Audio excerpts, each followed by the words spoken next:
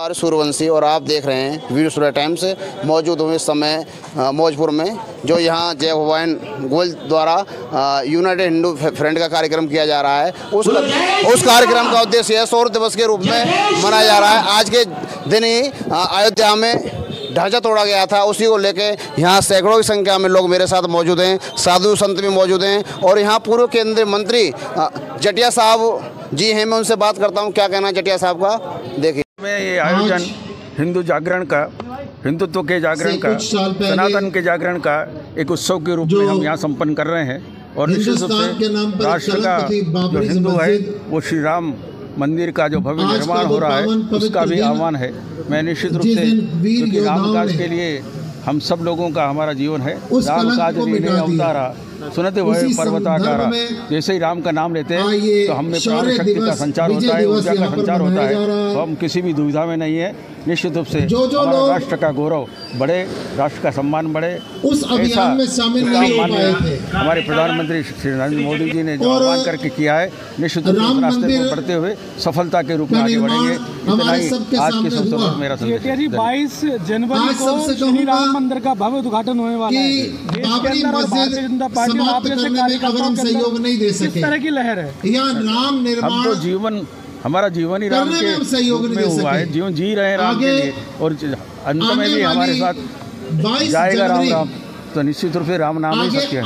क्या संदेश देना चाहते हैं भारत की जनता? हमारे लिए वास्तव में हमारी सनातन संस्कृति है, उस संस्कृति को प्रवाह बना करके सारे विश्व में पहुँचाने का संकल्प है हमारा।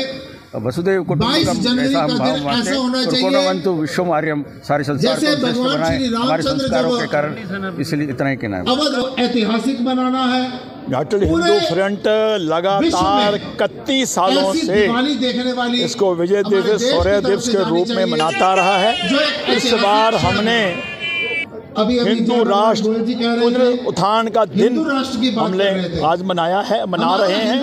और हमारा ये मानना है कि 6 दिसंबर 1992 को तथाकथित बाबरी ढांचे का जो कलंक लगा था 500 साल का हिंदुओं का माथे पर, वो हमने मिटा दिया था। और अब हमारा हिंदू 6 दिसंबर 92 के बाद से जागा है और धीरे धीरे धीरे हम हिंदू राष्ट्र की ओर बढ़ रहे हैं। अब अगला जो लक्ष्य है हमारा वो यही है, जो काशी विश्वनाथ और हमारा मथुरा, अब जो मथुरा का मैटर है, मथुरा में ईदगाह रूपी ढांचा श्री कृष्ण जन्मभूमि के ऊपर बना रखा है।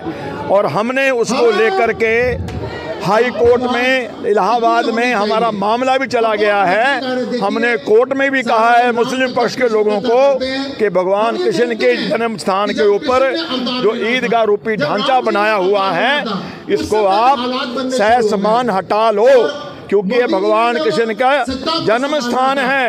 अगर आप हटाते हो राजी राजी तो हम 1.5 गुना जमीन आपको 84 कोस परिक्रमा के बाद कहीं भी खरीद के दे देंगे। अगर आप इसको राजी राजी नहीं मानोगे तो मैं तो वही जय भगवान गोयल हूँ जिसने 6 दिसंबर 1992 को तथाकथित बाबरी ढांचे को नेस्तनाबूद किया था।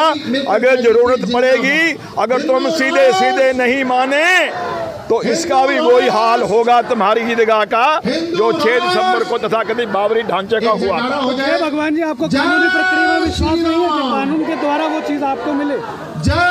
कानूनी प्रतिक्रिया पे विश्वास ही तो कोर्ट गए हैं। बहुत से ऐसे मामले हैं आउट ऑफ द कोर्ट भी सेटलमेंट होते हैं। तो हमारा तो कहना है, तो आप चेतावनी दे रहे कहीं ना कहीं इस चीज़ की? देखिए, चेतावनी समझ लो या एक अपनी तरफ से प्रपोजल समझ लो। क्यों कोर्ट कचहरी के चक्कर में पड़े हो? अगर आपने सह समान यहाँ रहना है तो 100 करोड़ हिंदुओं की भावनाओं का सम्मान करो। भगवान कृष्ण हमारे भगवान थे।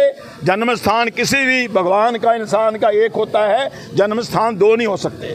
तो भगवान कृष्ण का जन्म स्थान है, उसके ऊपर जो आपने मस्जिद बना रखी है वो हमें अब मंजूर नहीं है, उसको हटाया जाए। और जितने भी गुलामी के प्रतीक हैं अब उनको एक एक करके हटाने का वक्त आ गया है।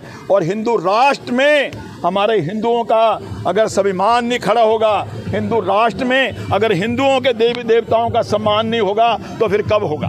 देखिए, अयोध्या का फैसला आया, आपके हित में हुआ, लेकिन मथुरा और काशी जो 2 फैसले आने बाकी हैं जो लंबित हैं कोर्ट के अंदर, आपको क्या लगता है कोर्ट उसके आपके पक्ष में इसके? देखिए, काशी में तो सारा कुछ क्लियर हो गया है, सारी जांच हो गई है, पड़ताल हो गई है, फोटोग्राफी हो गई, इन्वेस्टिगेशन हो गया, तो फैसला आना बाकी है। सारी दुनिया जान चुकी है कि वो सिर्फ हमारा भगवान भोले बाबा का ही स्थान है। कृष्ण जन्मभूमि में भी हमने मांग की है कि इसको भी वही जांच करवाओ, वीडियोग्राफी फोटोग्राफी करवाओ। अगर नहीं हो रही तो कोई बात नहीं, कोर्ट में अपनी बात रखी गई है। हमें लगता है कि कोर्ट इस बात को समझेगा। हम तो आउट ऑफ द कोर्ट भी इनको एक अपनी तरफ से प्रपोजल दे रहे हैं कि आप आओ, हम आपको भाईचारे की अगर बात करते हैं, भाईचारे के नाते आओ, बैठो, यहाँ से मलबा हटाओ, 84 को परिक्रमा के बार बनाओ। अगर राजी राजी करोगे तो ठीक है, नहीं हम तो बेराजी भी तैयार हैं। देखिए, जो हिंदू विरोधी हैं, राष्ट्र विरोधी हैं, जिहादी हैं, वो कहीं ना कहीं बार बार हमारे सनातनियों के ऊपर अटैक कर रहे हैं। अभी जो एक MP ने बोला है गोमूत्र पीने वाले हैं, तो ऐसे ऐसे अटैक हमारे ऊपर हो रहे हैं, हम सुन रहे हैं, सह रहे हैं, और समय आने पर एक एक की बात का जवाब दिया जाएगा। अब हिंदू खाली सुन करके चुप होके बैठने वाला नहीं है। जय हिंदू राष्ट्र। 22 जनवरी को हमारे प्रधानमंत्री जी रामलला को वहाँ विद्यमान करने जा रहे हैं। यहाँ पर अयोध्या से जो पूजा हो रहे अक्षत आए हैं, ये सबको वितरण होंगे। 22 जनवरी को हमारे जितने माता बहन बंधु हैं, हम सब अपने अपने मंदिरों में इकट्ठे होकर के इन अक्षत भगवान की पूजा करेंगे, और जो वहाँ मोदी जी का माध्यम से पूजा होगी उसको अपने अपने मंदिरों में LED लगा कर देखें, ताकि उसके बाद जब मंदिर का दर्शन आम लोगों को खुल जाए, सब जा कर के वह दर्शन करें। हमारे हिंदुस्तान के इतिहास में एक बहुत बड़ा दिन है। मैं सोचता हूँ एक और दिवाली 22 जनवरी को हम मनाने जा रहे हैं। हिंदू जाग रहा है, मेरा भारत हिंदू राष्ट्र की ओर बढ़ रहा है। जिहादियों को, आतंकवादियों को, हिंदू विरोधियों को, लव जिहादियों को हम कहना चाहते हैं, सुधर जाओ, समझ जाओ। अब हिंदू तुम्हारी एक गुंडागर्दी, ये बदमाशी, ये PFI को और बर्दाश्त करने वाला। ये युवा बहुत ही सक्रिय होकर के हर मोमेंट में साथ हैं। जब जब भी इतिहास में कोई बदलाव हुआ है, कोई करवट ली है, हमारे युवकों का उसमें बहुत बड़ा योगदान रहा है। तो इसमें हमारे मोदी जी तीसरी बार 400+ के साथ भारत के प्रधानमंत्री बनने जा रहे हैं, और 2025 में संघ का 100 साल स्थापना दिवस है। 2025 में हम डंके की चोट पर विधान लोकसभा के अंदर संवैधानिक रूप से भारत को हिंदू राष्ट्र घोषित करवाएंगे। वो मंजर याद है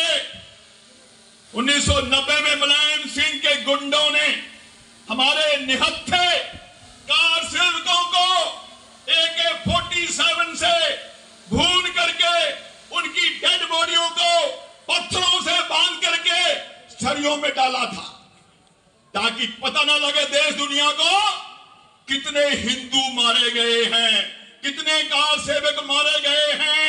वो सारा मंजर हमने अपनी आंखों के सामने से देखा था। उसी दिन अयोध्या में बैठ करके प्रभु चरणों में प्रार्थना की थी कि महाराज जी, हे प्रभु राम, जब कभी बुलाओ तब इस हिसाब से बुलाना,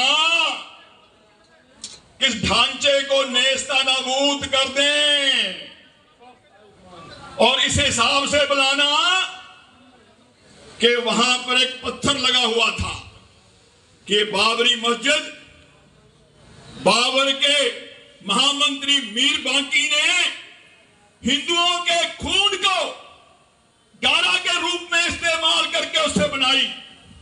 तो मैंने प्रार्थना की थी कि हे प्रभु राम, जब कभी बुलाओ तो ऐसा आशीर्वाद देना कि ढांचे को तोड़े ही तोड़े, और साथ में वो पत्थर भी निकाल के ले जाए।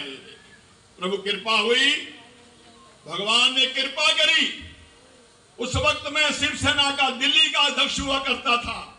जैसे जैसे 1992 आया तो मुझे बाला साहब ठाकरे ने पूरे उत्तर भारत का शिवसेना अध्यक्ष बना दिया, और 6 दिसंबर 1992 को शिवसेना की तरफ से मैंने वहां लीड किया, और वो ढांचा तो नेस्तनाबूद किया ही किया, वो पत्थर भी निकाल के ले आए। बोलो जय श्री राम, जय श्री राम, जय जय श्री राम, जय हिंदू राष्ट्र, जय हिंदू।